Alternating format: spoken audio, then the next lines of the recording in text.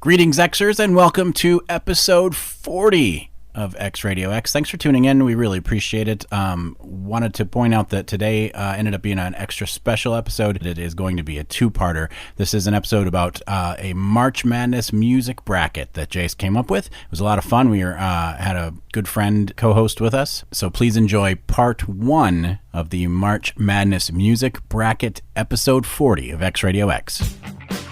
We're going to do this, but we're going to do it our way. You bought a robot, baby? Wow, that was a joke grenade. That took me a second. Imagine the poop emoji as furniture. It's weird that we didn't do that 10 minutes ago. We should have started that before, you know. That makes a lot of sense. Why wouldn't we do that? Too late now. Matt, you forgot to disclaimer this part. We're old, and we remember how it used to be. There, go. And it was better then, too. You got to put that in there. Ice is back with my brand new invention. Something grabs a hold of me tightly. While you guys are weaving belts, I'm going to sing this little tune that I wrote. We think we're funny. On with the show. This is X Radio X. Well, welcome, everybody. It's Hello. episode 40 of X Radio X. That's right.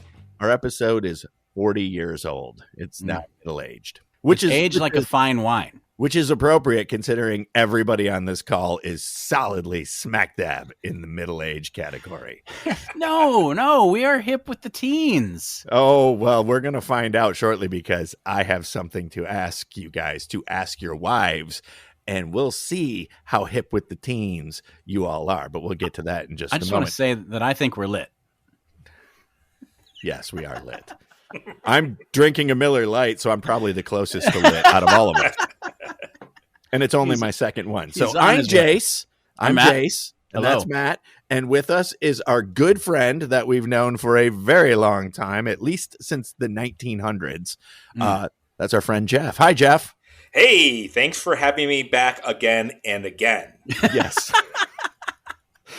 I'm glad you could join us for the practice run we did, 5 minutes ago where I forgot to hit record.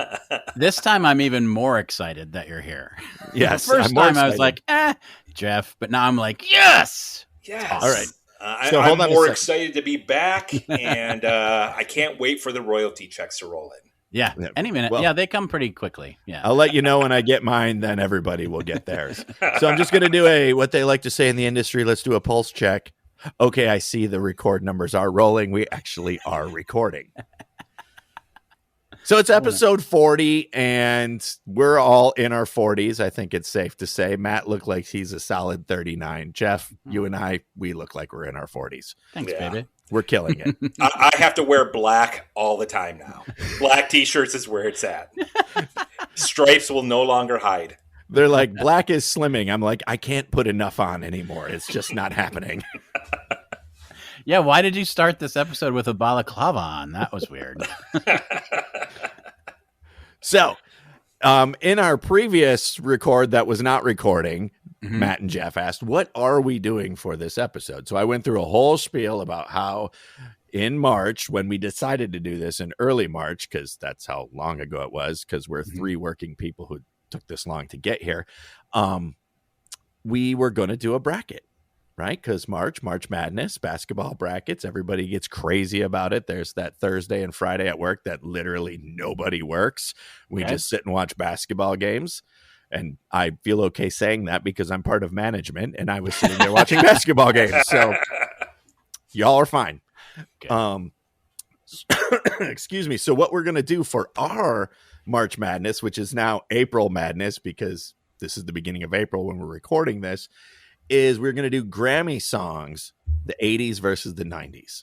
Nice. So I went through and I got all the Grammy winners from the 80s, synced them up against the equivalent years in the 90s, had to throw a couple wild card songs in there because I had to get the brackets to match. And then we're going to go through and we're going to pick who we think's going to win, and we're going to see how this works out. It'll probably be a giant shit show, but we'll give it a whirl. Well, the first thing I want to say is that I love any episode where I have to do zero research. So I'm already very excited because I literally did nothing except for briefly look at the thing you sent me, and it looks like it's going to be a lot of fun. And then in our record that we were doing before, it came down to, all right, I sent this to Matt. And then I went, oh, crap. Didn't send it to Jeff. So Jeff's going in blind. He has no idea what he's in for. So hold on. He's just going to hear this and we'll get started. It's not a contest. Nobody wins per se, except for the listeners. But Matt was also asking, before we get into that, Matt wanted to know when it was okay to talk about Beyonce. Yeah. Is it okay now? It's who am I to tell you when you can and cannot talk about Beyonce? All right, so listen, Beyonce has a new album out. Have you guys listened to it? Beyonce. I've heard the first song. Are you members of the Beehive? Jeff? No? Nope. Okay, so she put out an album. It's very it's got some country influence. The first single is playing all over the radio. It's broken into country music radio. It's everywhere. And one of the songs she does on the album is a cover, and I'm going to make air quotes that the listeners will not see. She makes a cover of Jolene by Dolly Parton. Yes, I've heard a lot about this, actually. So I love cover songs.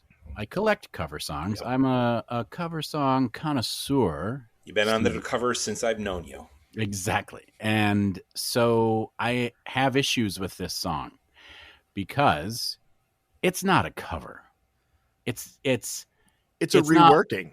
It's an homage, maybe. Isn't Dolly on it? She's on the record, isn't she? Yeah, but not on that song. Okay. So Beyonce redid Jolene for the modern era. She is a badass. She is. I have nothing against Beyonce. First of all, to all the Beehive out there, I'm not. But he hates K-pop people. He hates K-pop, so now all the K-pop people can come out. I hate K-pop. I am on the fence about the Eagles. And hold on. I take that back. He loves K-pop. He hates the Eagles. But listen, Beyonce, darling, just call it something else. Call it like Jolene's Revenge, or call it Jolene the sequel, or Ode to Jolene, or something. Because first of all, she changed pretty much all the lyrics. She redid Is the music at least the same? Similar. So did she give like credit back to Dolly Parton? I mean, I think that she has to. I think it's enough of a similar. If she didn't say that it was a Dolly Parton song, she would have owed her money. Like that, she could have sued her and gotten a lot of money. So she called it Jolene, but it's different lyrics. It's very empowered, and I think the message is good. But I just think she should have written a new song with the same message of "If you mess with my man, I'll kill you," versus "Please, beautiful woman, don't take my man." Like that's what Dolly Parton was trying to say. She was like, "You're beautiful. You've got auburn hair. You've got green eyes. Everyone thinks you're hot. Please don't take my man. I'm just little old Dolly Parton." It was a different thing. Beyonce's like, "Listen, bitch, you take my man, I will take your eyeballs." Like she doesn't mess around. And I think that's cool, but she just should have called it something else. And so I'm kind of annoyed that it's a cover because it's not really a cover. And I'm curious of other cover song fans, if they have heard it, what they think. Again, not knocking Beyonce. A couple of the other songs on the album I really do like. She does one with Miley Cyrus, which is cool. And I'm not really a huge fan of the first single. But anyway, the album's decent. That song is annoying to me. So, I've not heard anything except for, is it called Texas Hold'em or something like that? It's the first one. Yeah. I have heard, though, that I forget what podcast I was listening to, and they were talking about the Beyonce album. But from what they were talking about, they said that the Beyonce and Miley song is like the banger of the album. That's the I like it. It's a good song, and they harmonize really well together. I think it's called Two Something. It's called Two Something. But that's a good one. And Two Most Wanted, I think it's called. But the Jolene cover, it's not a cover. So if you're a cover song fan, just skip it. And I'm done. Okay. Hot takes. Move on to something fun. Well, it'd been nice to get the email about that ahead of time, so I could have added some value. Sorry. It's I mean, Jeff, listen to it once so you can say that you've listened to it, and then you'll say, "Oh yeah, I agree." Because that's what people tune into this for, is to hear what three white middle-aged guys think about the new Beyonce songs. What are they thinking about Beyonce? I need Honestly, to know. maybe that's what they're after. She's releasing it on country radio. So, I mean, they assume that's what we're listening to. So, yeah, we have country music experience betwixt us. we do, unfortunately. Yeah. All right. So on to bigger and better things. I'm excited about the bracket. We'll get to the bracket in a second, but you wanted to talk about being young. Oh, All right. Do you guys know what being caked up is? No. Caked up? You should go tell your wives they're caked up. And Is then that report back is to that me. good? Wait, do I need a duck? I'm not What telling does it you. mean? No, I will tell you what it means. It means you have a nice rear end. Oh, Oh. okay. Oh, Yeah. that's not bad. So if you're like, hey, babe, you're looking caked up. But if they don't know what it means, It might not sound good. it might not go over the way you think Yeah. it will. So if I pull like an Everybody Loves Raymond and be like, hey, baby, you're looking nice and cakey today. Cakey up. Cakey. Caked up. Yeah, I do it that way. I Cakey up. wouldn't say you look cakey. Just like make it a pet name. Right What's up, there, cakey baby? right there, Jeff. That shows me you have zero riz. All right. So what you need to do is you need to print out the Urban Dictionary page, hand it to her first, and then say, you're looking caked up. Then your bases are covered. So, or like, hey, hostess mama. Because had I not known what that was, I'm ignoring you, hostess mama. And somebody told me I was caked up, I'd be like, well, that's a really interesting way of calling me fat. I think so. All right. I do like cake, though. So I'm gonna sound really old, but it seems like if someone says you're looking caked up, that to me makes it sound like you've been like working out and you're like caked up, like a beefcake. Oh, like a beefcake. Yeah. That's what I was thinking. I obviously I'm wrong. Maybe that's the word origin from like doing squats, like. No, I think it's from. I think it's because you have two fluffy cakes in the back of your pants. That's what pound they're cake. getting at. Yeah. Pound cake. There you Which go. is funny, though, because if you're caked up, but you're a cake boy, that's a different connotation. Yeah. Sir Mix-a-Lot. Yeah. I could sing that song for you right now. I think He's in a yellow Camaro. Oh, sorry. Okay. I know that one. Yeah. That is not where I meant for that to go, but you should go to your wives and tell them they're looking caked up I'm gonna. and for see sure. what happens. I'll leave. I don't know your wife. Oh, that wait, well, wait. Jeff, but I'm really interested to hear what Matt's wife has to say. Wasn't that in the might Humpty know. song, though? Being The Humpty caked up? dance? Yeah. Getting caked up? No, not caked up, but something very similar. They I got think busy you in a might be Burger right. King bathroom. Close to Sure that. they Just did, yeah. think about that. Put that in the back of your It head. rhymes with an umpty. Yo, If ladies, you have a how weak I'd love bladder to- and you can't climb a ladder, is that? No, that's do what you like. Oh yeah, that's right. All right. Moving on. Okay, let's move on to our Grammy song breakdown, the 80s versus the 90s. So, Jeff, you haven't seen this at all. Nope. At all. Matt has.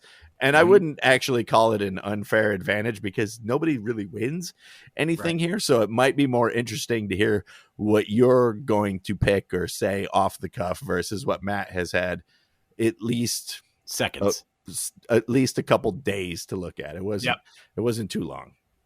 So Let's begin. okay, round one. First years against each other is 1980 versus 1990. I love that it's the 80s versus the 90s. This is Yes. exciting. Okay. So in the 80s, we were all kids. I mean, you could safely say we were all kids. I Yep. think I was 5 in 1980. That would have made you guys like 3, 4. but that's not the point. 4, okay. Jeff's close to my age. And in the 90s, we were solidly teenagers. That's when we all met in college. So this should be wheelhouse for us. So year 1980 versus the year 1990. Grammy Songs of the Years are from 1980, What a Fool Believes by the Doobie Brothers, against a heavy hitter in the Grammy category. Very heavy hitter. Wind Beneath My Wings, Bette Midler. So, in a showdown, in a street fight, maybe, Gosh. Who's going to win this one? Who's got a better song? Okay, so first off, if you don't mind me going first, because I have a lot to say about the first song. I have a lot to say. It's a bouncy song. Like it starts out, like it makes you feel good. Any song with Michael McDonald in it is automatically gold to me. I don't really know all the lyrics, but it's something like, from somewhere, and then like continues to that. You know what I mean? You're familiar with this, right? Sure. Jeff? Yeah, that works. So, yep. Totally. So you're just like it's a bop, as the kids say. It's fun. If you want to know what Matt's actually trying to say when he goes, the initial lyrics go, he came from somewhere back in her long ago. The sentimental fool don't see trying hard to recreate. Recreate what it is to be created. Yeah. So anyway, that song is a jam. I think it would get you in a good mood when you're not in a good mood. And I personally have to see it continue on to the next round, because I would seek that song out for a variety of reasons. Whereas Wind Beneath My Wings is a iconic, like, heart-wrenching song, and it comes from a heart-wrenching movie. But I don't find myself looking out for that song. In fact, I would usually avoid it if I heard it. Jeff, what say you? Yeah, I'm going to have to say Bette Midler's going to the back seat on this one. I'm probably churning the station or getting out of the elevator, whichever comes first. What if it's on in the grocery store? Because that's probably where you're going to hear it most days. That would not happen, because grocery stores play a lot of 80s music that's fast, so that you want to buy more food and spend more money. They do not play slow. Yeah. They want you going down the aisles and grabbing stuff and bopping your head.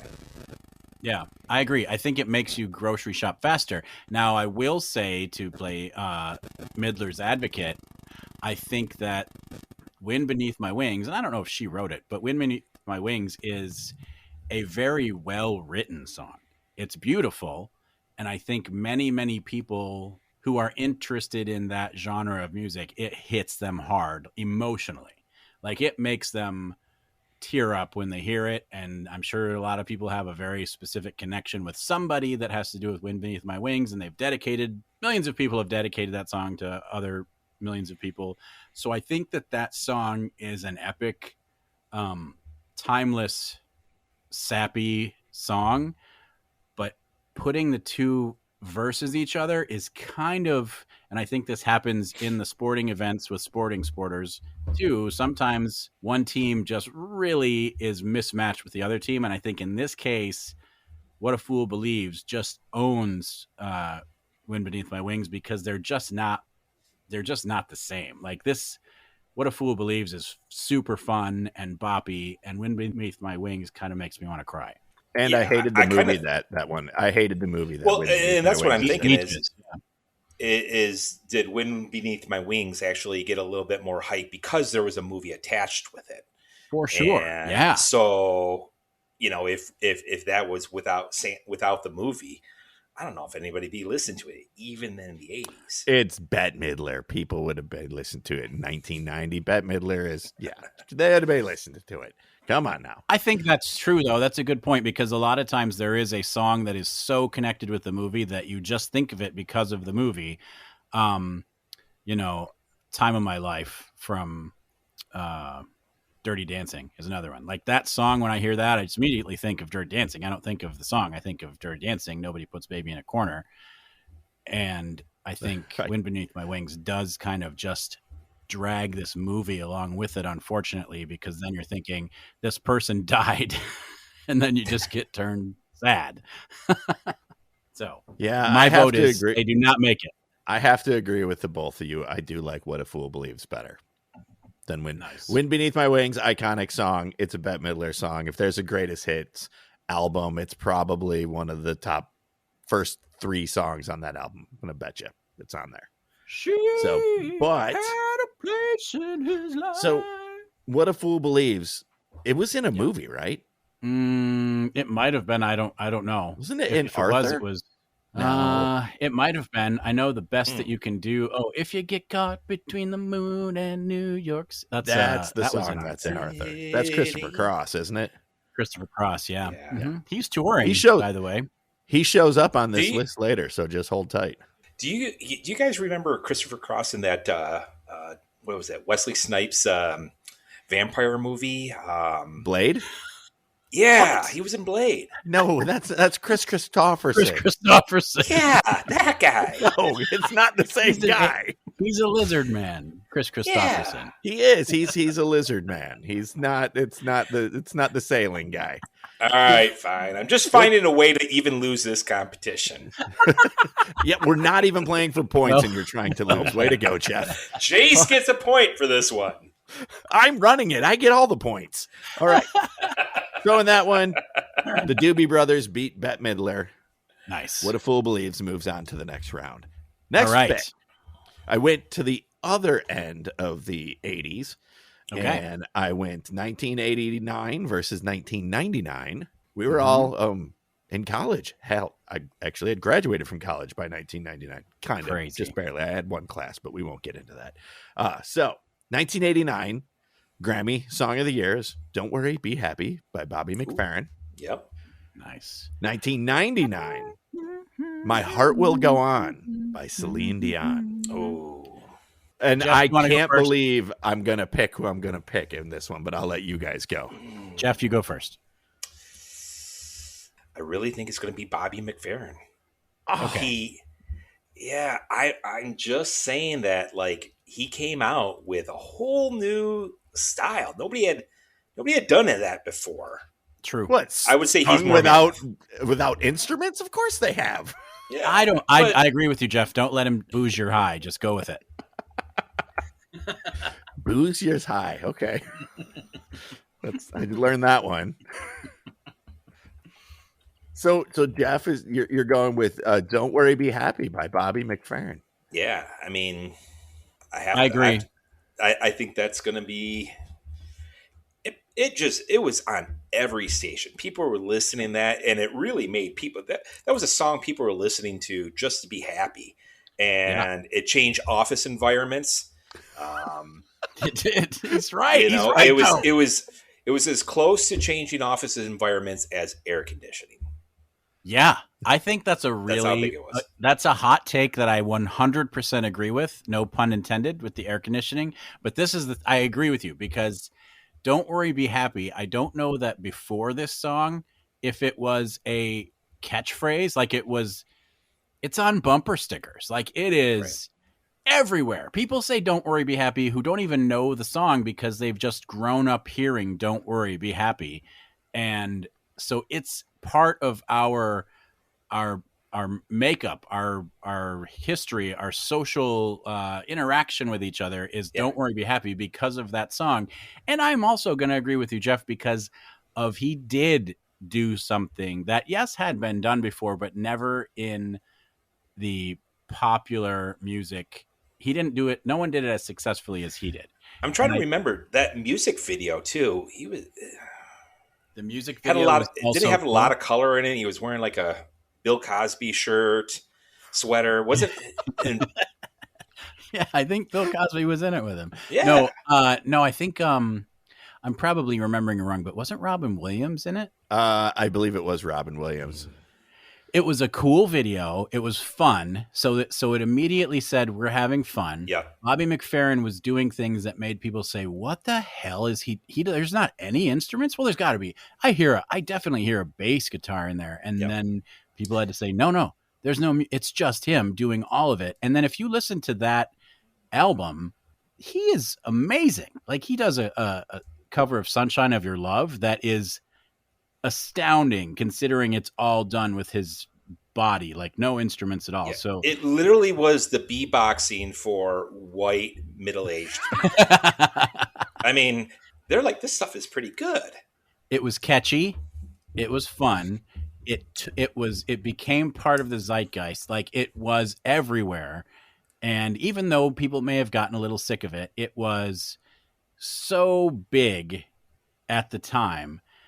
I think that, again, if you're looking at its competition, I wish that I knew sports to be able to say this is so-and-so versus so-and-so, but this is like, I don't think there's a big enough, like, all right, so My Heart Will Go On was in the Titanic soundtrack. Mm-hmm. So again, you are now tying this movie, all these dead people in with this song, with this beautiful song, but I don't seek that song out. If it's playing, I'm probably not going to keep listening to it. I think as far as this is a good one though, like when you think of a song that's iconic, My Heart Will Go On is definitely an iconic, like epic, amazing song. But Don't Worry, Be Happy, I think I have to agree. I think that edges out just because I think it's a better song. All right, fine. It wins 2-1. and I'm looking at Bobby McFerrin on his webpage right now. Yeah. In the video he had for 74 years old, this guy looks he looks 10 times better than I do.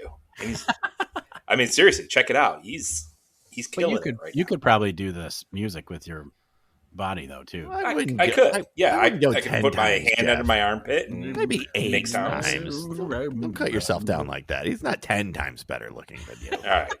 Maybe 3 times. And he's touring. Man, he's a musician. That's how he makes money. Well, he's 74 years old. Wait, is he a musician? Hey, I'm going to see Judas Priest in like a month, and Rob Halford he's got to be 105, and he's still touring. So, yep, that's true. All so right. you guys will be happy to know I was going to pick My Heart Will Go On. Okay, so why? Let me hear your argument. Change my mind. I can't change your mind. I just like the song better. You just love it. And I don't even like Celine Dion. I don't. I just think the song, near, far, it's good. Wherever you are, Yeah. Come on. I agree. I think compared to here's a little song I wrote. You might want to sing it note for note. Don't worry. Yep. You're right. It's happy. Sillier. Certainly, it is a sillier song. This is the trick with pop music, though, and I think not being a musician, I'm just talking out of my ass. But the trick with pop music is I don't think Bobby McFerrin did that in his song. I think he did. You have to make it catchy and relatively simple.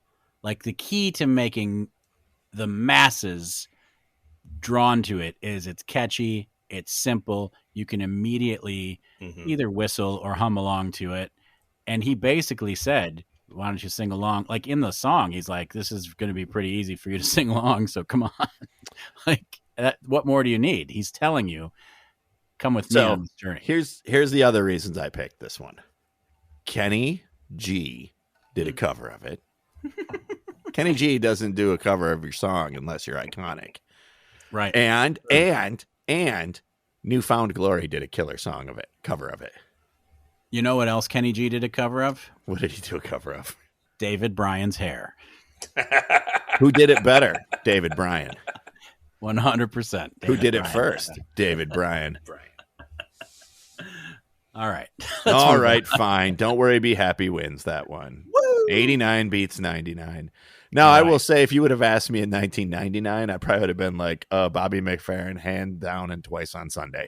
Because that song, My Heart Will Go On, was on every freaking pop radio station. It was on MTV constantly. That's true. It was in the Boat Sinks movie. It was, my girlfriend at the time had the soundtrack, and, Yeah.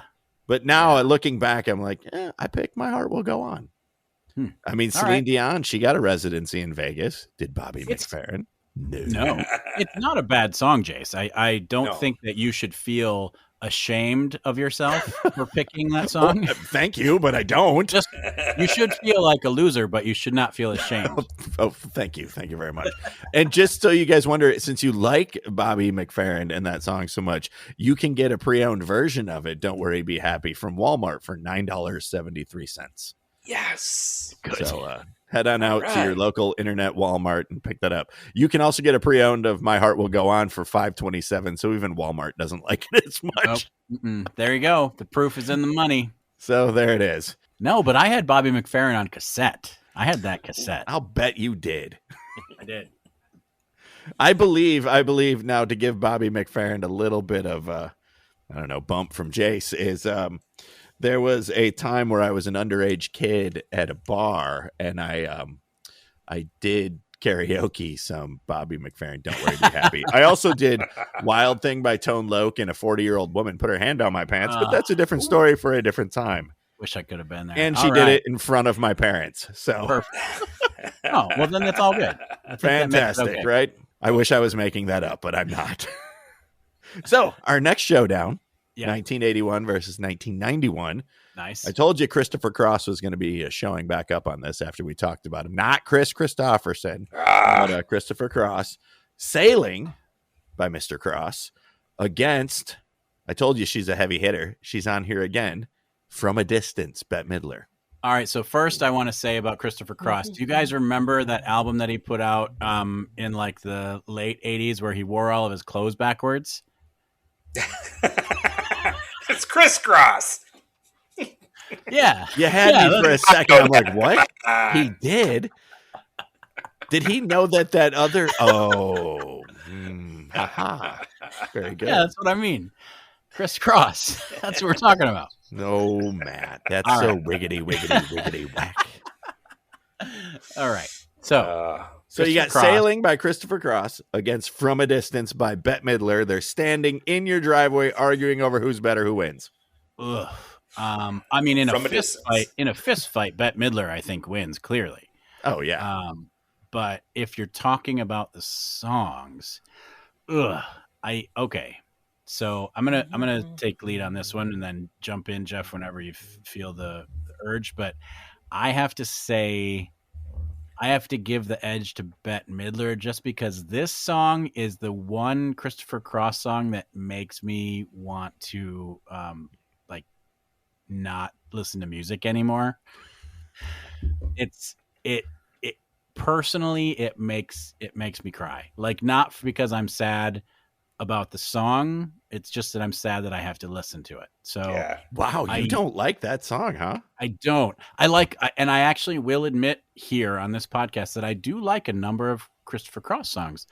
That's not one of them. It is so like 2% milk that I just can't find any redeeming qualities in it. So I know Christopher Cross is a big fan and he listens to the podcast. Listen, Chris, I'm sorry, but that's not your best song. I'm going to give Bette Midler the edge. From a Distance is a weird song, but I think it's better than Sailing. Yeah, I'm with you on that one. And I think why From a Distance is a little bit better, kind of going what you said, Jayce, is it's easy, it's catchy, but it has that dun, dun, dun, dun, dun, dun, dun, and it makes it a little less sappy than... It's hopeful. Yeah. Yeah. And you want to know what's funny, though? As I'm on the Wikipedia page for Christopher Cross because I'm trying to find something to defend this poor man. It was probably his biggest hit. I mean, this was released. It was written in 1979 and it was released in 1980, but it was Song of the Year in 1981. It's kind of weird to me. Just saying. Ride Like the Wind is a much better song. Caught Between the Moon and Arthur's Theme, that's a better song in my opinion.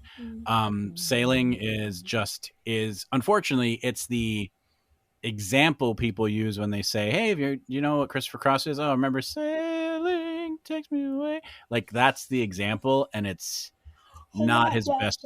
Yeah, exactly. Exactly. I just don't think it's his best stuff, and I don't think this is Bette Midler's best song either, but it is a hopeful message. It's got a nice instrumentation, and I just think it's, out of those two songs, it's a more challenging, I think, in some ways, but to me, because I just hate Sailing so much, I think that it's an easy choice. Man, once again, I'm in the minority on this one. I like Sailing by Christopher Cross. Is that your favorite Christopher Cross song? No, it's not my favorite one. Ride Like the Wind is my favorite one. I do like Mike Arthur's McDonald is in song. that.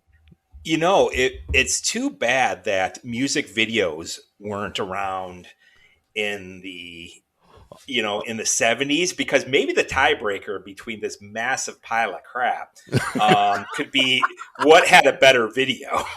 I'm gonna say so that far, I'm still turning the channel on everything that I like better. Yeah. No, I'm gonna go with I wish I could share this with you guys, but here is a video of Christopher Cross looking a lot like Chris Pratt. I'm thinking but he's fat Chris Pratt when he was Andy Dwyer at a white piano with a white background. No, he's wearing an old Houston Oilers number 34 jersey. What? And he's playing a double neck guitar. So suck on that, Bette Midler. But you don't play a double neck guitar. But I think their hair is about as curly. So let's go to the third tiebreaker. Who has the best perm? Bette Midler? Bette Midler. Christopher Cross. She wins best perm. I mean, is this a perm bracket? Really? I need to change my answers. I didn't realize this was a perm bracket. Yeah, I kind of think Christopher Cross washed his hair within 24 hours of getting a perm. He seriously looks like he's trying to win an Andy Dwyer lookalike contest, and he loses every time. Wow. But I mean, he looks like a guy at open mic night. I can't believe I picked him. Now I want to change my vote to Bette Midler. Bette Midler wins 3-0. I'm sorry, Christopher Cross. Ride Like the Wind. He's a big great fan. Song. That's the bummer is he's listening right now. So Yes. I'm sorry, Christopher Cross. I'm sorry. Keep listening, buddy. I mean, sailing does take me away to a place that I want to be, but Bette Midler, she's going to kick your ass in my driveway if you guys meet up. Sailing might take us away from hearing the song anymore. I mean, if you're out in the ocean, you probably It is a yacht rock classic, though. Come on. If you're sitting on a boat and you've got your polo on and you got your deck shoes and sailing comes on, you're going to sing along. You're going to do it. But, Bette Midler wins. We got to give this one to Ms. Midler. Sorry, 1981. Yeah. And I got this directly from the Grammy site. So if somebody wants to tell us we're wrong, feel free, because I don't care. Anyways, so we're going to move on to 1988 versus 1998. This is all right. Now we're feeling good. This one here was surprising to me, and I think you guys will be surprised by the same thing, by the second song, the one that's from 1998. The one from 1988, I know you all know this one. It's Somewhere Out There, Linda Ronstadt and James Ingram. Yep. But the one from 1998 that it's up against is Sonny Came Home by Sean Colvin. With the Yeah, that won a Grammy. You sound just like Sean Colvin. Yeah. What do you think he made all his money? The Sean Colvin cover band. Sean Colvin spelled SEAN. I just can't believe it won a Grammy. I mean, it's a decent song. It was in 1998. It was, I remember it vividly. It was all over the place. It was all over the place. Yeah. Jeff, do you want to go first? Or do you want me to go first? I got to think about it. Why don't you hit this up? I got to think about this. Okay. This is a little harder. So this one's an easy win. I can't believe you have to think about this, but sure, go for it, Matt. It's not an easy one in my opinion, but I'll tell you why. Because Sonny Came Home was super popular. Like, it was all over the radio. Neither of these songs are songs that I personally have like an attachment to. I think Somewhere Out There was from An American Tail, so another movie connection. So I hear that song and I think of a tiny little mouse with a big floppy hat. Fievel. Yep, exactly. Singing to the moon with his family, singing to the moon at the same time. So that's what I think of. I think that's sweet. It's a little too sweet for me at this point. It's a pretty song. I think that Linda Ronstadt and Aaron Neville, I think that duet that she did with Aaron Neville, I Don't Know Much, is a much better song. I don't know much, but I know I love you. Yeah, that's a better duet in my opinion. Yeah. All I need to know. Sing it. So I think that when I look at that song, I think, it's an also ran to some of her other duets that she's done. And it's connected to a little baby Russian mouse. Hey, you leave Fievel out of this, you jerk. And this Sean Colvin song, I think that that Jeff's cover band, Sean, SEAN Colvin, do it better, actually. And I was annoyed how much it played in 98 and probably into 99 and probably into 2000 and 2001. So because you were working at Sunny by then, weren't you? Yes. 98? Or was it Fox 103? I was probably at both, but I think this is a tough one. I think I have to say, if we're looking at what's a better song that should move on to the next round, I feel like Damn you. Somewhere Out There is probably a better song. But this is a tough one. I think I'm going to go with Ronstadt and Ingram, but it's not an easy choice for me. You just, by something you said, you just changed my mind. Jeff, go for it. All right. So if it's simply just moving on, I would say Sonny Came Home. Sean Colvin is just going to move on because I could sing it better. I could listen to it. During that time frame, I don't think I ever played it at Radio X. No, I think you would have been thrown out. I probably was listening to it, and if it came on the radio, I wasn't turning it on. So that's what I'm going to go with. I think that at least move them out of the first round into the next round. So you're going to say Sonny Came Home? Yeah. Yeah, I'm going to pick Sonny Came Home too, and here's why. Because it's a lady in a guitar, and she's just singing. I mean, she's got a band and everything, but, Sure. Sean Colvin and John Leventhal wrote this song. Okay. John Leventhal was a producer. If you want to know who John Leventhal is, he is a producer. He's produced for the Blind Boys of Alabama, Michelle Branch, Roseanne Cash, Joan Osborne, who was huge at this same period of time. Sure. Yeah. Mm-hmm. And it was that period of time. It was that Lilith Fair period of time. He's got a vibe. Yeah. It was kind of, looking back, it's as odd as it was at the beginning. I was like, oh, this is easily Linda Ronstadt and James Ingram because, well, it's Linda Ronstadt and James Ingram. They're both completely monsters at what they do. Right. But I got to go with the underdog on this one. I'm just picking the lady with her acoustic guitar, Sean Colvin. Sonny Came Home. Wow. Edges of victory. As much as I love Somewhere Out There because I like Fievel and I like the whole thing, and it's one of those riding in the car, I'll sing it at the top of my lungs. But I'm picking Sean Colvin. I didn't think I was going to, but here I am. You think it's just the better song? I think it's a better song because she wrote it, and if I'm not mistaken, Linda Ronstadt and James Ingram did not write that song. Probably not. No, probably not. I can look here real quick, but I'm pretty sure they did not. It was Chris Christopherson that wrote that, and his lizard buddies. and we go full circle now. Let me see here. Now I will say though, back in the day, Linda Ronstadt. She was smoking. Say no more. She was smoking, but I do not believe. Let me see. They did not. Yeah, she did. They did not write it. Some people by the name of James Horner, who I swear that was a porn star at one point in time. No, Barry Mann and Little Cynthia Jack Wheel. Corner. Little Jack Corner. And Steelers Wheel?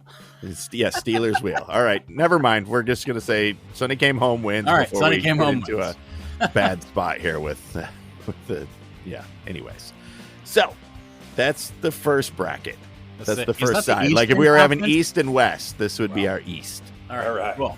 Our East. So our winners from that bracket is What a Fool Believes. In the next round, What a Fool Believes will be taking on Don't Worry, Be Happy. Then from a distance, we'll be taking harder. On Sonny Came Home. Stay tuned, Xers, to find out if the Western bracket emerges victorious or if Sonny comes home with a victory. It's all in the exciting conclusion, the next episode of X Radio X.